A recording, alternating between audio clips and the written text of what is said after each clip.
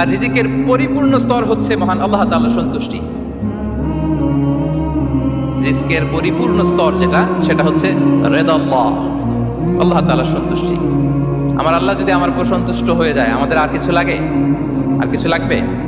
এটাই তো আমাদের এক্সপেকটেশন, এটাই তো আমাদের কামনা বাসনা, এটাই আমাদের ইচ্ছা যে আমার আল্লাহ আমার উপর সন্তুষ্ট হবে। এটা হচ্ছে পরিপূর্ণ স্তর রিজিকের। এটা যে পায় তার আর কিছু লাগে না। এবং এটা মানুষ নিশ্চিত হতে পারে যখন সেই দুনিয়ার জীবনকে শেষ করে আলামুল বারজাখের দিকে যেতে শুরু করে। তখন তাকে বলা হয়, ইয়া আইয়াতুহান নাফসুল মুতমাইন্নাহ ইরজিই ইলা রাব্বিকি রাদিয়াতাম মারদিয়া ফাদখুলি ফি ইবাদি ওয়াদখুলি জান্নাতি। হে প্রশান্ত আত্মা, হে প্রশান্ত আত্মা,